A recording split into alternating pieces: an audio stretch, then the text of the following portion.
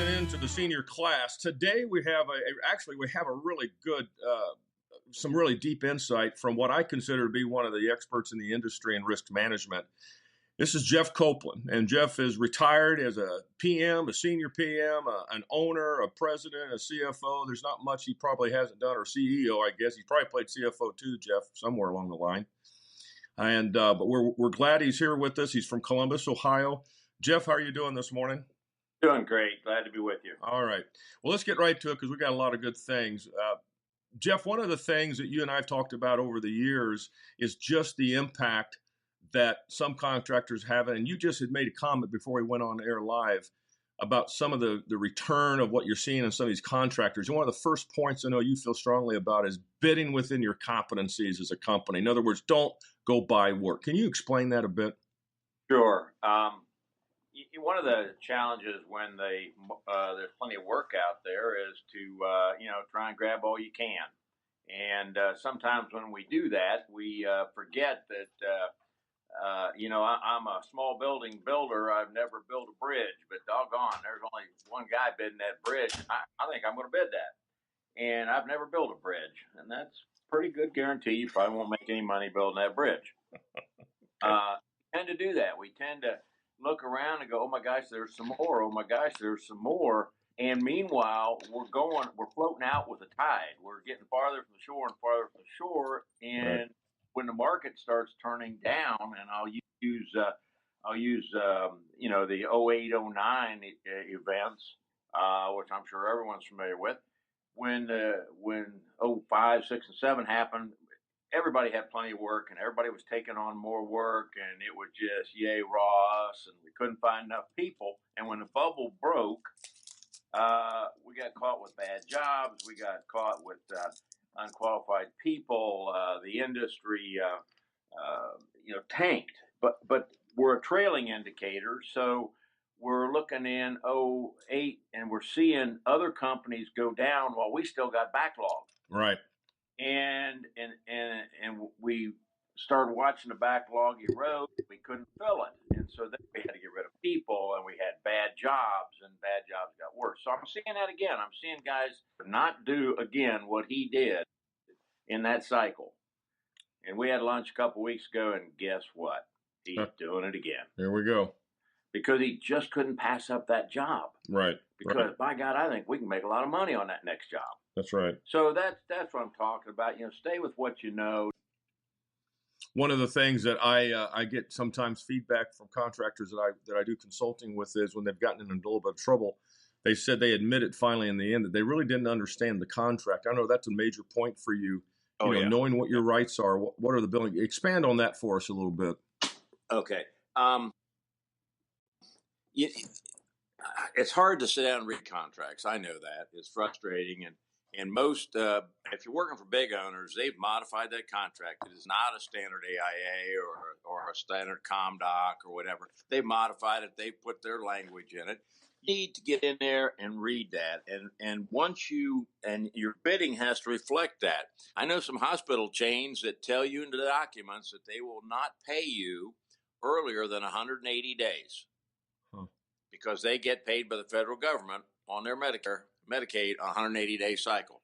Well, you better be prepared to finance the job for 180 days. That's right. That's exactly right. The prize. Right. And really, it's not 180 because you have to work 30 days to get the right to bill. So really, it's 210 days you're financing the job.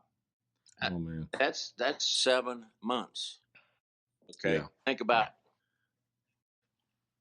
On rolling cash. Also, you've got to know once you get the contract and then when you're bidding it, you got to know what your claim rights are. You got 7 days to serve notification on concealed conditions, or you have 14 days, and you need to know those things because the courts and the mediators are not very flexible. Right. Wow. One of the things I know, one of the notes that you've made to me is the importance of change orders. And I can't tell you, I think the GC market is typically a little bit better at that when dealing with clients or customers, but subcontractors are still not always consistent on, performing work without a change order. A lot of them just won't even do it. They don't want to lose. I guess they don't want to lose their relationship with the GC or the client, so they don't really make a big deal of it, and then they wind up having to pay a price. Can you talk about the importance of change orders for just a moment? Yeah, I think you hit on a real point here, and part of that is the report, whether it's the GC's report with the owner or the sub's report with the GC. Everybody's afraid that if I request additional compensation, if I file a claim, oh my gosh, it'll go downhill crazy. Well, I don't believe that. I believe if you communicate with that contract, if you're the sub, let's say the mechanical sub, and communicate with the GC, here's why. Here's why I believe I'm entitled to a change order. Here's what I think the scope problem is. Recognizing that the GC has to bring that to the owner. And so you got to partner up, and he's got to understand it. And when he goes to the owner, he's got to be able to present this in a manner that's not adversarial. Right. But everybody's afraid they're going to make somebody mad. Well, nothing makes me madder than losing money. That's right. Okay. Right. So I think it's all about the communications. Go to lunch with the guy. Sit down with him. Say, we got to talk. We got some issues here. We need to partner up and figure out how we're going to do this. Okay. Yeah. Don't drop an envelope in the mail. Yeah. Because they'll be upset. One of the things, Jeff, in my own business many years ago, when I was had a construction business here in Kansas City, we were doing, one of our divisions did paving, and we had some extra asphalt toward the end of a day, during the day, the end of a job, and a neighbor next door, one of our crews was putting in a driveway. Well, one of the neighbors next door said, "Hey, you got some extra asphalt? Could you go ahead and just kind of use the rest of that on finishing out my driveway?" Well, I wasn't there, but our guys and our foreman, trying to be nice, and here's a very simple example, went over there, and sure enough, they put it in, that type of thing. Well, in the process of doing that, they damaged one rose bush, just one, in the person's yard next door. Well, before we knew it, we had $800 worth of landscaping we had to redo because the one of the owners there was not happy just replacing one, because that would have made the whole garden look odd. So we had to replace the whole thing. That we did without a change order. Now, that's a real simple example, but for some of the subcontractors, it gets a lot more expensive than that. All right. Let me ask you this. I'm sorry, go ahead. No, I was just going to say that, to say, we'll catch this up down the road, or we'll, keep on working on that, and we'll get the paperwork caught up. But right now, I need you to go ahead and put that valve in. I need you to go. Well, that's all well and good, but it doesn't happen. Right. Exactly. All right. Well, let's look at another point here. One of the things that I know falls very clearly from a GC standpoint, anytime they're going to sub work out, is trying to hire a known subcontractor. And in today's market, Jeff, you know better than I do that so many GCs are using and getting bids from subcontractors that are either they're in a stressful situation themselves. They many times the GC is pressured to take the low bid to win the job. How do you deal with those subcontractors that are your low bids? What would be some advice there? How do you deal with your estimating department when you tell them not to use that bid? Okay, fair enough. But they still want to work for the company. Wasting our time. Well, you got to look at the evolution of contractors. Okay, I've got people working for me, and I've got good crews, and somewhere on those crews are one or two guys that think that they could do it as well as I do it and make more money, or smarter, or somebody offers them a little job, so they start a company. And those two guys start a company, and a couple people join them, and next thing you know, they're out there bidding work. I get a bid from them. They're lower than everybody else, and I want this job. I need this job, so I'm going to use that bid. Okay. Have I done my homework on them? Do I know how long they've been in business? They're not a known name to me. Or maybe I know they've only been around a year. One option is to include money in your bid to put a bond on them and to bond their work. If you ask them at bid time if they can furnish a bond, and the answer is no, you got your answer. Mm-hmm. Okay.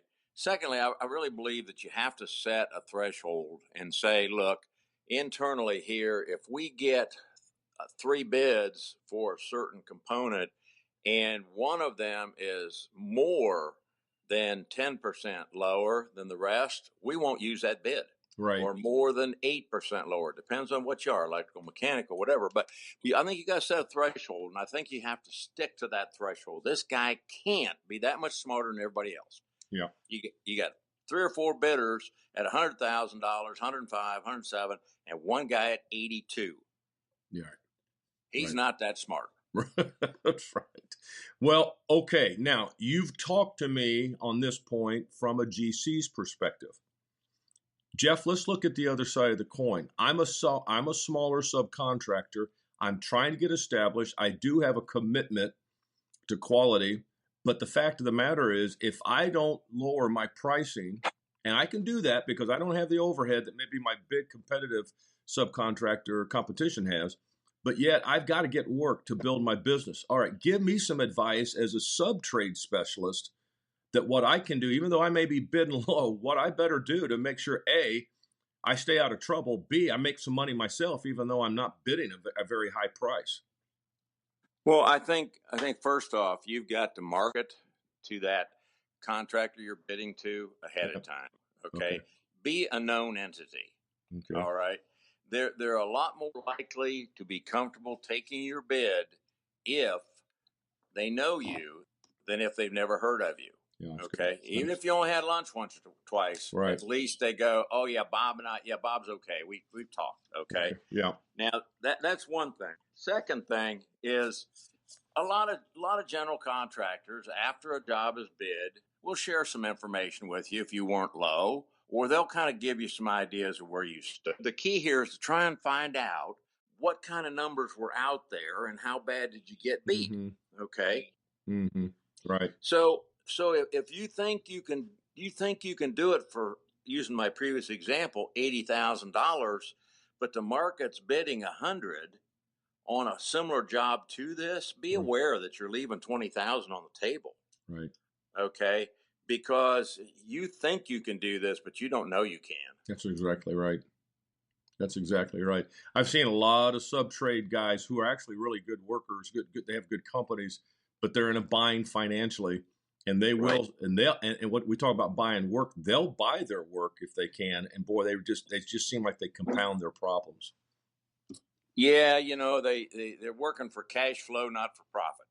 Exactly. That's a tough position. I've been consulting with a company that's a specialized contractor, and geez, when things were good, they were making great money. And here's one of my pet peeves: the guy that owned a company, single ownership, goes out, buys a boat, gets a new house. He's in high cotton, and his industry has already turned down because it's in a very capital expenditure industry, and it's already turned down. He don't want to give any of that up. Right. So now he hasn't made payments on some bank notes for a couple months. Yes. Okay. Because he knows there's a big job coming. He knows there is. Okay. And he's got himself in a spiral. Right. Right. And that's a miserable feeling for those subs. Boy, they seem like they many times they do it to themselves in a lot of ways. Let's hit another area along this whole line of trying to improve maybe our construction margins here. Scheduling is at the key. In fact, I'm in a conference right now, Jeff, and I had 2 contractors approach me and they said, do you know anyone that we could hire just to do scheduling for us?